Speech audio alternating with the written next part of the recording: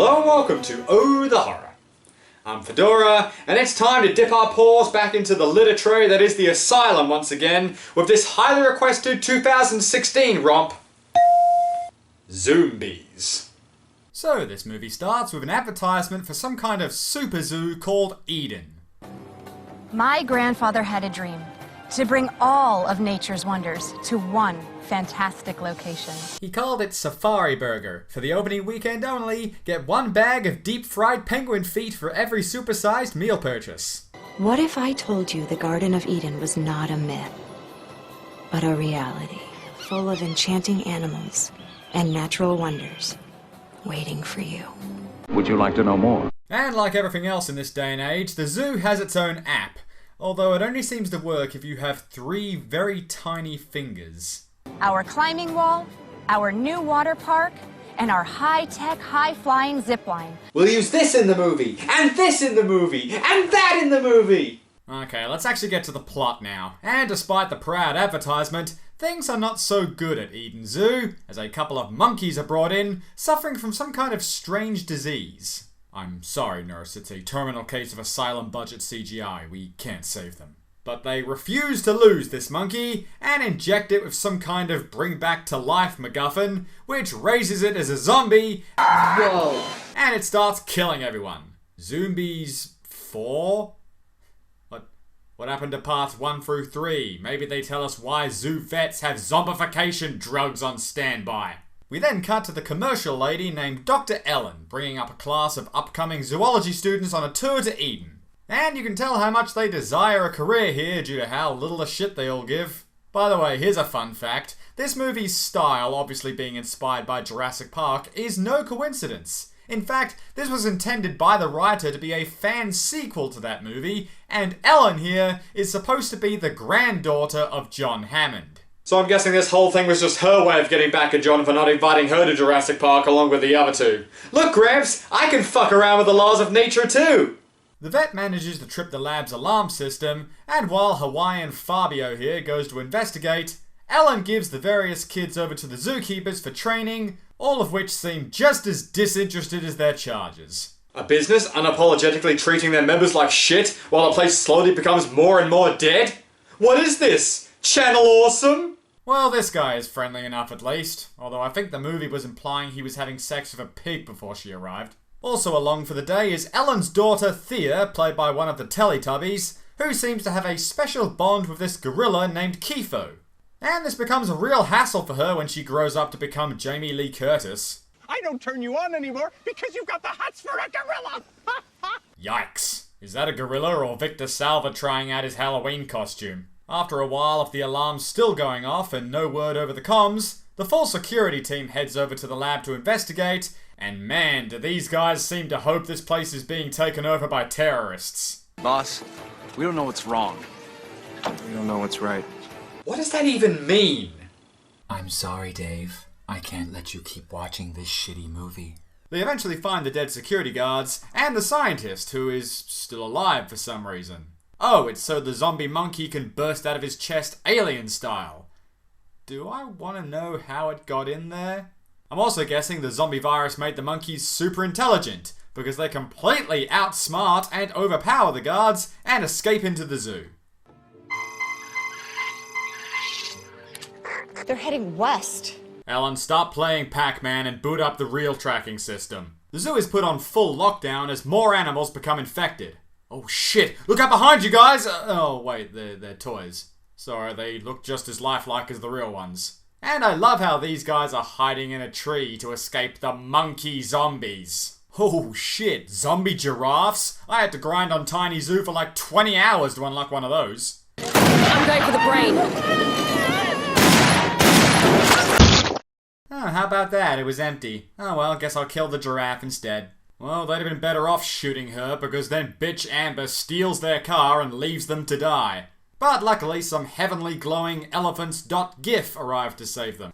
Meanwhile, Ellen, being a scientist and all, needs her toddler to tell her to do some research on whatever virus it is that's infecting the animals, of which we never get an answer to, by the way. But the police finally arrive and send in an army of SWATs, But we've seen scenes like this a million times before, so naturally one zombie Mufasa is enough to slaughter them all, and bitchy Amber. I'm so happy. This is the best live-action Disney remake we've had yet. What's that, Kifo? You want more tea? I think you had enough. Woman, I'll tell you when I've had enough tea. Then another zombie animal manages to sneak into the office and attack Thea, a koala! Yes, the most tact and stealthy of all creatures. Well, looks like Thea just killed Bill. Blinky Bill, that is.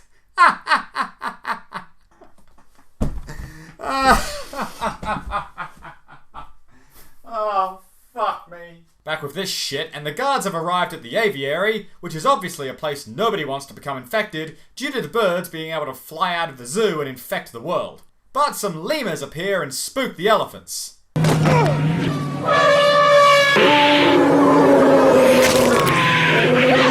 Oh, that would have really hurt if it came within 6 feet of even looking like it touched him. Luckily, Travis Van Winkle and Gutterball scare off the lemurs with some flares and get everybody inside.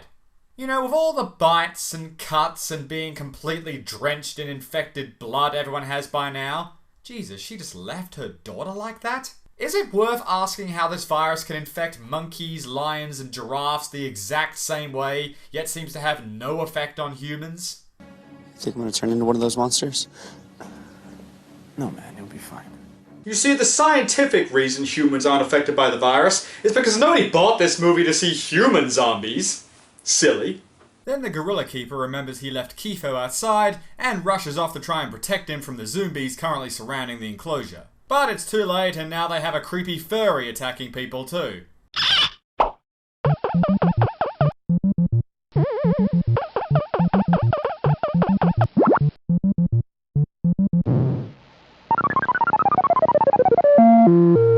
Good thing they escaped and they can focus on the real issues now, like job prospects. Did you go to college? Didn't even graduate high school. Why do you do that to yourself? And why do you make your life harder than it needs to be? Dude, is this really the time for this conversation? I'm just saying, if you had a proper education, we wouldn't be in this situation. Stay in school. What the fuck? How is she still alive? Oh, never mind, she's dead now. Well, that had a point. Damn, I had 2 lines of dialogue with her and then she left me to die after I saved her life. She was my truest love. Then all 3 of them somehow don't notice when they get completely surrounded. Not that it matters, because we instantly cut to a car chase. Warning, objects in the mirror are edited choppier than they appear. Then in 5 seconds, we crash the car and we're back on foot again. Come on. I think I know a way out of here. What? Sorry, I blinked. What just happened? Ellen then has the solution to the problem with the aviary. She orders all the birds to be released now, that way they can't get infected. Except that's a horrible plan, because at the beginning of the movie, they clearly state this virus is airborne, which you should probably know due to the amount of different animals that have gotten infected this quickly. And even if that wasn't the case, even if they do get infected, they're still contained in a big metal and glass dome. And if it's them escaping that you're worried about, why is no one talking about the fact that those monkeys or lemurs can just easily hop the gate? But whatever, I'm not the scientist, what do I know? Our heroes then arrive at the zip lines. Wow, they were in the ad! And they plan on using them to reach the aviary faster.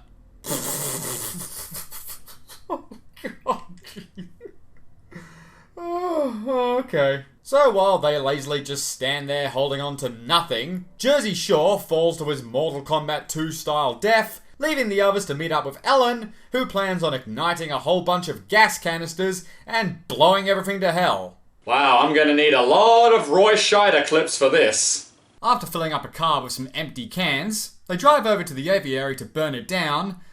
After they release the birds?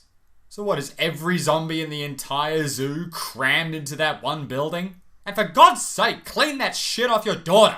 For all the stupidity of this movie, it does actually have 1 or 2 really messed up parts which I quite like. The first one was the daughter's reaction to beating the koala to death, and then we get this scene. Help me! Help me! Help me! Oh my god. Help me! Help me! Help me! Help me! Help me! It's not as morbid as you think. The parrot's just repeating what the guy's boss was saying while she was off shoveling bird shit and he was just dicking around on Farmville. There's also an eagle zombie making a nest in this woman's guts. Damn, where was all this cool shit in the rest of the movie? Eh, whatever. Ellen gasses the place up and lights it while these two start gunning down birds in a scene which James Nguyen is no doubt furiously masturbating to. But despite all this, the birds are going to escape before the fire reaches them.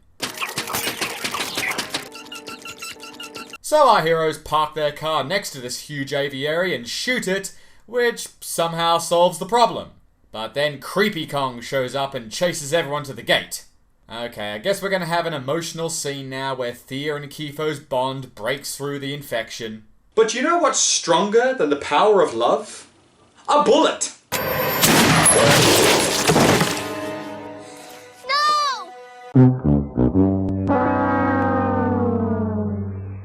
Also, funny how one lion can take waves of machine gun fire and heavily armored soldiers, but it takes just one single bullet to put down a massive gorilla.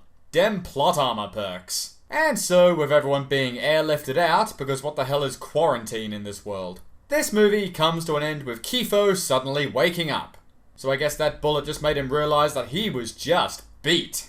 Well, it's pretty obvious to me that this movie was meant to be a live-action adaptation of the zoo segment from Resident Evil Outbreak 2. And that being the case, instantly makes it the best movie in that entire franchise.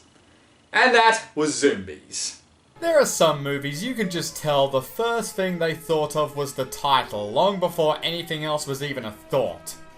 I must admit, the concept itself is really interesting, granted they pull it completely out of their ass, never saying how this virus actually started or anything like that, it just sort of happens. But hey, it's an asylum movie, so going into it, you're expected to lower your brain and standards to the appropriate level. So in doing so, I can say that this is a fun watch, just to laugh at all the horrible CGI and bad acting. And that's all from me for tonight, so I'm Fedora, this is Oh the Horror, save a screen for me, and we'll see you next time.